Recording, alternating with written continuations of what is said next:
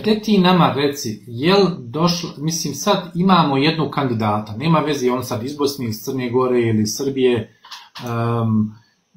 evo sad, sjedi sad negdje u Sarajevu, u Podgorici, u Beogradu, šta on ili ona, evo sad oni možda gledaju to ili će im neko prenijeti ovo, šta oni trebaju sad uraditi ako žele da dođu u Njemačku, jel im se išta sad promijenilo kroz ovaj novi West Balkan Railom od 1.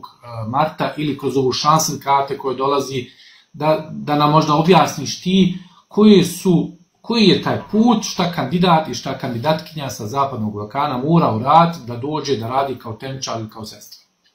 Ok.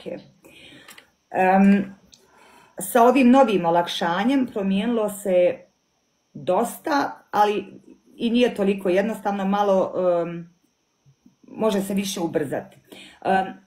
Prije ovog 1.3. ove godine je bilo tako da je bio uslov da se ima ugovor o radu i da se ima deficit bescheid, to je taj plan nostrifikacije.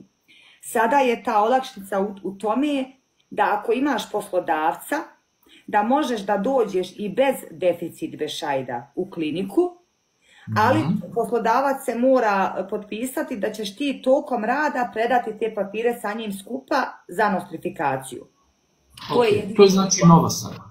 Jeste, i to ti je isto u biti ta šansen karta, jer za tu šansen kartu ti opet treba poslodavac, jer niko ti neće dati da uđeš u državu, a da ne znaš kako ćeš preživjeti. Tako da i tu je šansen karta ti je samo drugi naziv tome. Šta kandidat treba da uradi? Prvo da dobro razmisli da li on došao meni, da li on došao drugom. Samo ću to reći. Razmisliti dobro, to je veliki korak. I naravno, svak želi neku bolju budućnost. Da se prvo odluči, da pogleda gdje mogu. Na kraju krajeva svi kandidati mogu, ako jedna klinika ima menadžera integracije, mogu se javiti, ne treba im agencija, nego odmah lično u klinici. I klinika to molbeno pismo ili tu molbenu mail pošalje menadžerici integracije i ona se onda javi tom kandidatu. Znači, odlučiti prvo kako ću do toga. I najbitnije, nigdje plaćati novac. Jer Njemačka plaća poslodavcu, znači njemačka vlada plaća poslodavcu kad on podržava kandidata. Tako da ne trebate ulagati ništa. Ako idete preko neke agencije, trebate gledati da ta agencija ima štembilj pošteno i fair rekrutovanje medicinara ili radnih snaga za Njemačku. Zašto to govorim? Jer te agencije koje taj štembilj imaju, oni moraju vama, kad vi dođete njima i pokažete ja već imam B1 certifikat, oni vama taj novac za B1 certifikat moraju isplatiti. Bitno je... Znači, kandidat je položio B1 u Sarajevu ili u Beogradu u Goethe institutu, platio toliko i toliko, agencija ta njemu mora isplatiti taj novac što je on položio. Jeste. Kako se zove taj pečat? To je RAL Gütesiegel für faire Anwerbung von Pflegekräften. Aha, RAL Gütesiegel, ok, super.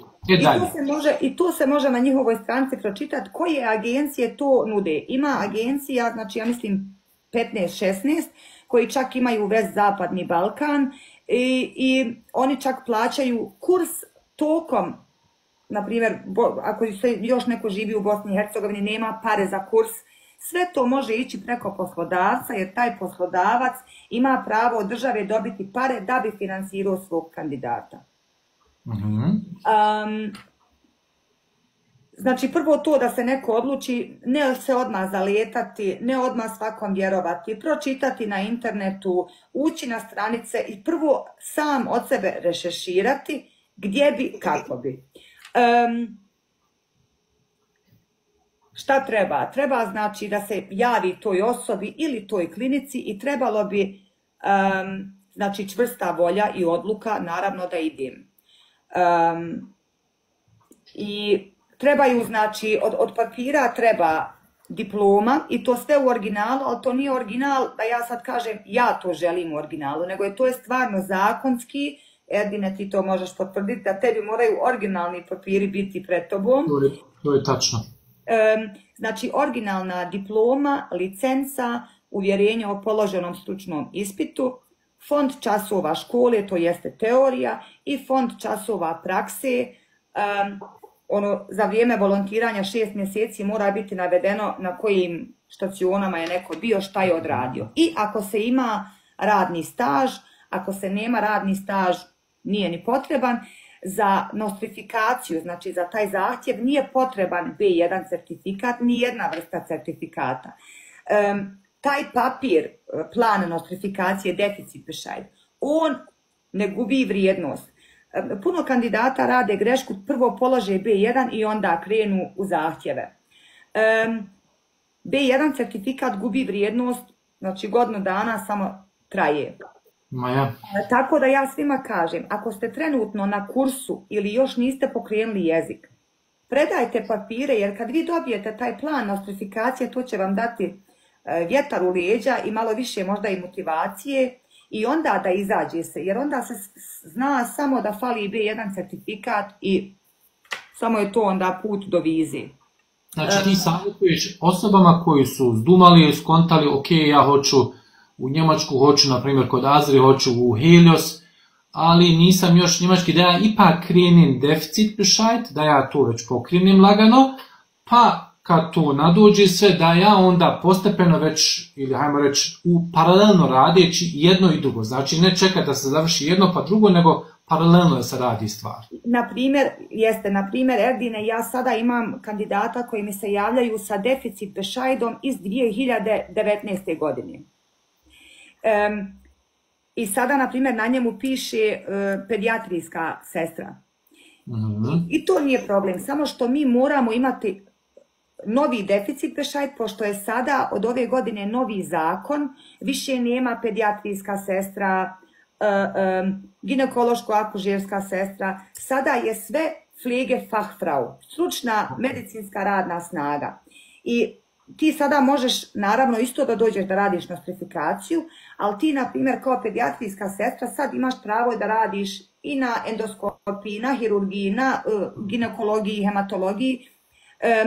To je samo ta promjena. Znači, samo želim da kažem da je prvo bitno imati deficit bescheid.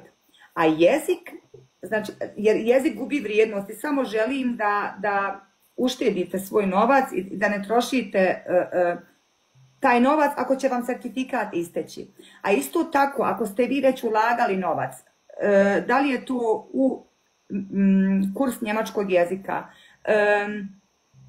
ispiti njemačkog jezika, ako ste nešto sami plaćali za deficit bescheid, sve račune dobro zadržati i nakon što dođete u Njemačku, kad odradite ono godinu dana, imate pravo predati za porez.